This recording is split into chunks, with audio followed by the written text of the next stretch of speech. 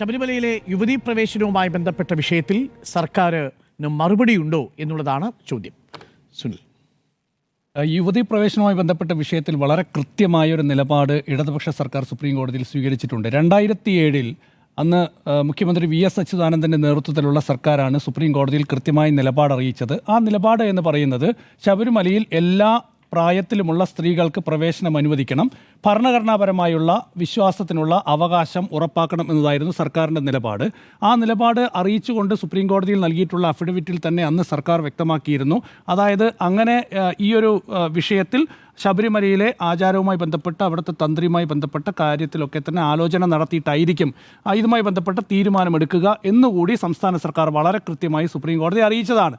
അപ്പോൾ ആ ഒരു അഫിഡവിറ്റിൻ്റെ അടിസ്ഥാനത്തിൽ, നിലപാടിൻ്റെ അടിസ്ഥാനത്തിലാണ് 2018 സെപ്റ്റംബർ 28 സുപ്രീം കോടതി 5-അംഗ ഭരണഘടനാ ബെഞ്ച് ഭൂരിപക്ഷ വിധിയോടുകൂടി ശബരിമലയിൽ യുവതീ പ്രവേശനം അനുവദിച്ചുകൊണ്ടുള്ള വിധി പുറപ്പെടുവിക്കുന്നത്.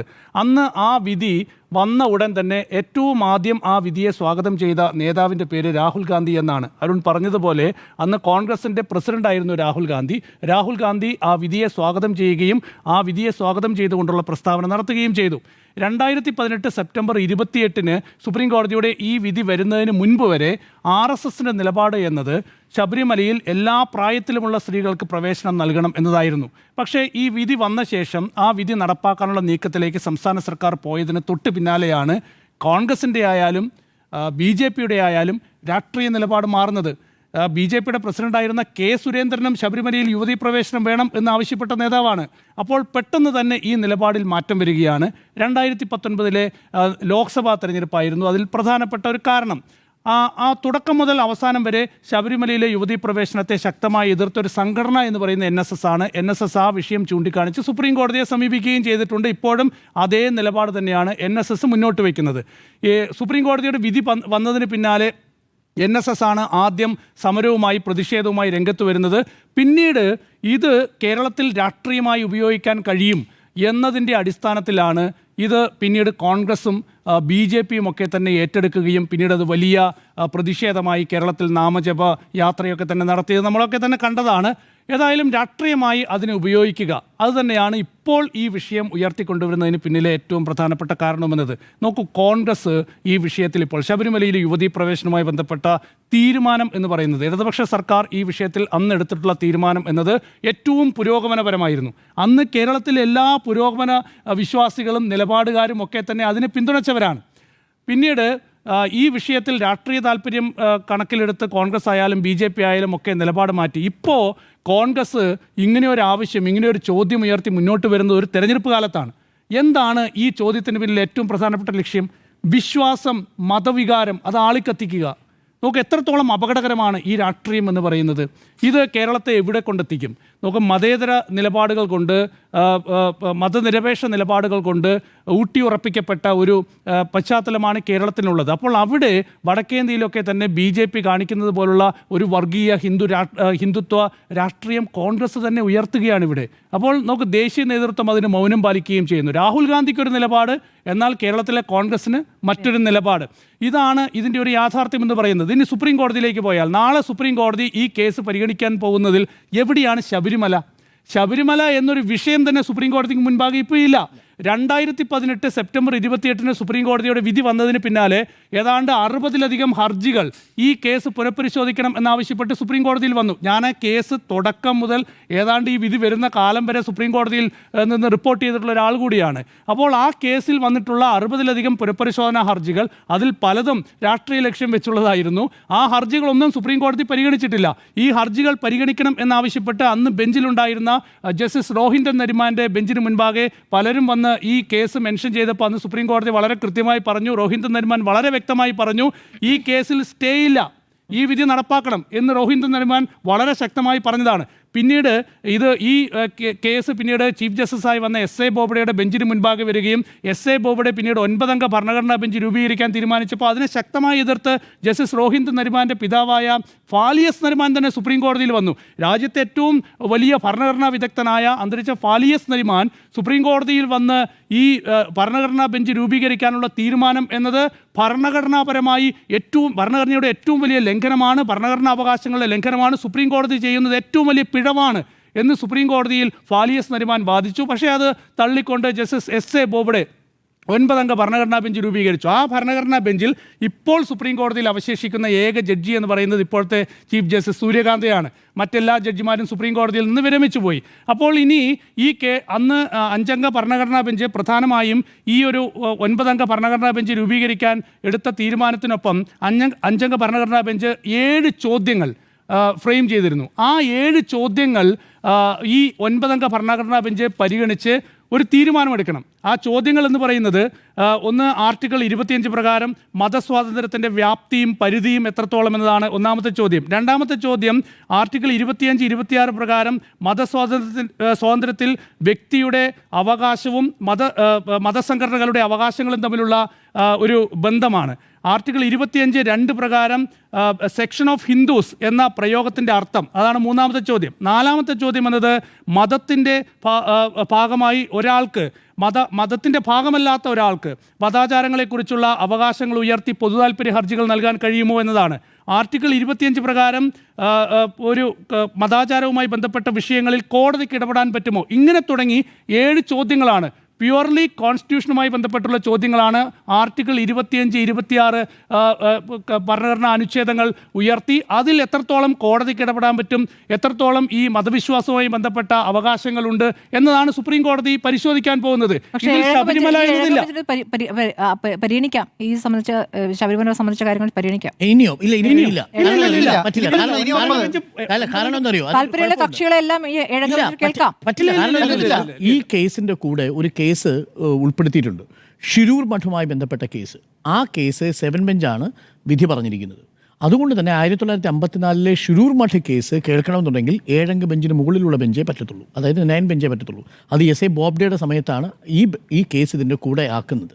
അതാണ് എസെൻഷ്യൽ പ്രാക്ടീസസുമായി ബന്ധപ്പെട്ട കാര്യത്തെക്കുറിച്ചുള്ള കേസ്.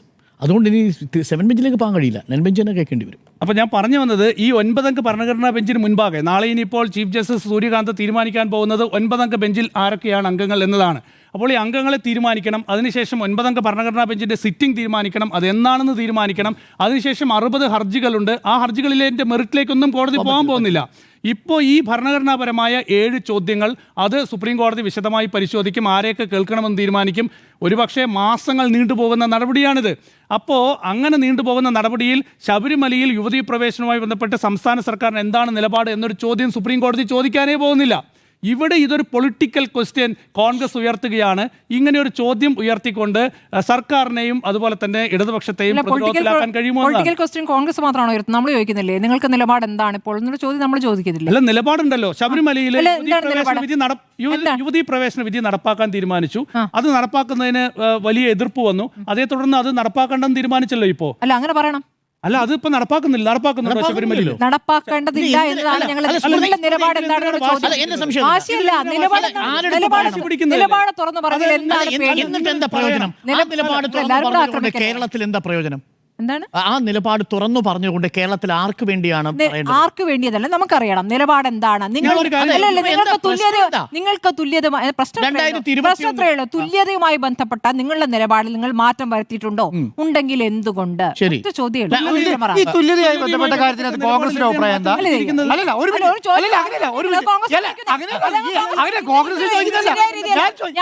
സർക്കാരിനോടാണ് ചോദിക്കുന്നത്.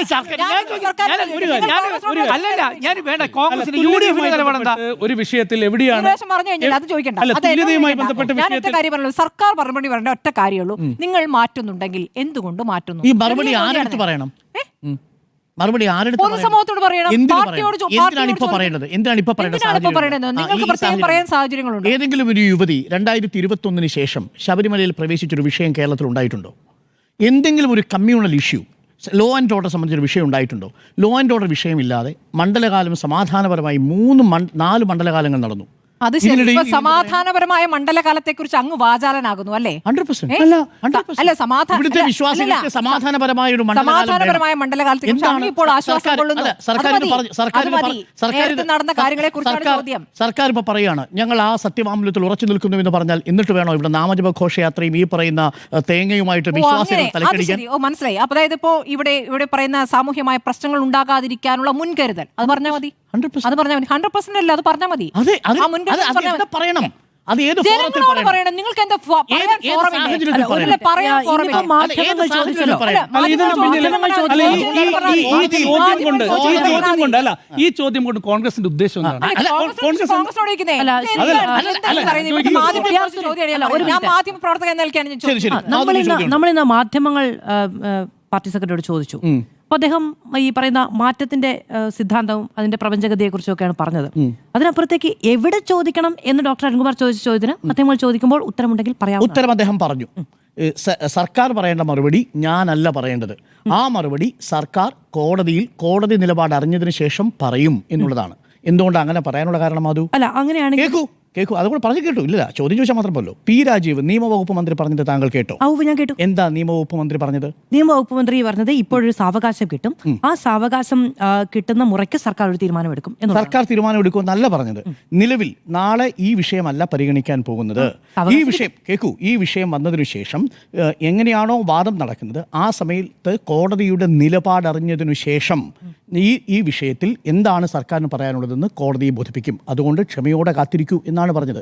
ആർക്കാണ് ഇപ്പോൾ നാളെ രാവിലെ ശബരിമല യുവതീ പ്രവേശന വിഷയത്തിൽ സത്യവാങ്മൂലം പിൻവലിച്ചോ വേണ്ടെന്ന് അറിയേണ്ടതിന്റെ രാഷ്ട്രീയ താല്പര്യം എന്താ? അത് ഞാൻ അങ്ങ് സ്മൃതി പരുത്തിക്കാരനോട് ചോദിച്ച ചോദ്യത്തിന് മറുപടിയായിട്ടല്ല പറഞ്ഞത്. ഞാൻ എവിടെ ചോദിക്കും, എവിടെ പറയും എന്ന് ഡോക്ടർ അരുൺകുമാർ ചോദിച്ചതിന് മറുപടി അങ്ങോട്ട് അവസരം ഉണ്ടായിരുന്നു എന്നുള്ളത്. അല്ല, നിയമവകുപ്പ് മന്ത്രിയുടെ കാര്യമായിരുന്നില്ല അവിടെ പറഞ്ഞത്. സർക്കാർ എവിടെ പറയണം എന്നൊരു ചോദ്യം ചോദിച്ചപ്പോഴാണ് പറഞ്ഞത്. ഇന്ന് മാധ്യമങ്ങൾ നിരന്തരം ഈ സർക്കാരിന് നേതൃത്വം നൽകുന്ന പാർട്ടിയുടെ സംസ്ഥാന സെക്രട്ടറിയോട് ചോദിച്ചു, മന്ത്രിയോട് ചോദിച്ചു, അവിടെ വേണമെങ്കിൽ പറയാൻ സാധ്യതയുണ്ടായിരുന്നു. എവിടെ പറയണം എന്നറിയാത്ത ഇന്ന് കണ്ണൂരിൽ 62 വയസ്സുകാരനായ ഒരു കർഷകൻ ആത്മഹത്യ ചെയ്തു. കണ്ണൂരിൽ 62 വയസ്സുകാരനായ ഒരു കർഷകൻ ആത്മഹത്യ ചെയ്തു. കേരളത്തിലെ കോൺഗ്രസിന് അതൊരു വിഷയമേ അല്ല. കേരളത്തിൽ അധികാരമാറ്റത്തിനായി പുതിയ യാത്ര നടത്തുന്ന കേരളത്തിന്റെ പ്രതിപക്ഷ നേതാവ് വി ഡി സതീശൻ അത് വിഷയമല്ല. വി ഡി സതീശൻ എന്ന് മാധ്യമങ്ങളെ കണ്ട് പറഞ്ഞത് മുഴുവൻ ശബരിമലയാണ്. വി ഡി സതീശൻ എന്ന് മാധ്യമങ്ങളെ കണ്ട് ചോദിക്കുന്ന ചോദ്യം, ശബരിമലയിൽ നിങ്ങൾ യുവതികളെ കയറ്റുമോ, എന്താണ് നിങ്ങളുടെ നിലപാട് എന്നാണ്. 62-കാരനായ ഒരു കർഷകൻ കടബാധ്യത മൂലം, സാമ്പത്തിക പ്രതിസന്ധി മൂലം ആത്മഹത്യ ചെയ്തത് എന്തുകൊണ്ടാണ് കോൺഗ്രസിന് ഒരു രാഷ്ട്രീയ വിഷയമാകാത്തത്? കേരളത്തിൽ എന്തുകൊണ്ടാണ് ഇവിടുത്തെ സംസ്ഥാന സർക്കാർ വിമർശിക്കേണ്ട കാര്യം തന്നെയാണ് ശ്രീ പി ആർ സുനിൽ, വലിയ തോതിൽ വിമർശിക്കേണ്ട കാര്യം തന്നെയാണ്. കാരണം ഈ ഒരു വിഷയം പറഞ്ഞു വെച്ച് പോയതാണല്ലോ. ആ വിഷയം അതിനുള്ള മറുപടിയാക്കി അങ്ങ് പറയാതെ, അതുകൊണ്ട് അങ്ങോട്ട് അനുകൂലിക്കുകയും ചെയ്യുന്നു. കേരളത്തിലെ യുവജന സംഘടനകൾ എല്ലാം തന്നെ, കേരളത്തിലെ എല്ലാ രാഷ്ട്രീയ പാർട്ടികളും പൊതുസമൂഹവും ഒന്നാകെ ആ വിഷയം ഉയർത്തേണ്ടതായിരുന്നു എന്നുള്ളതാണ് നിലപാട്. ശരി.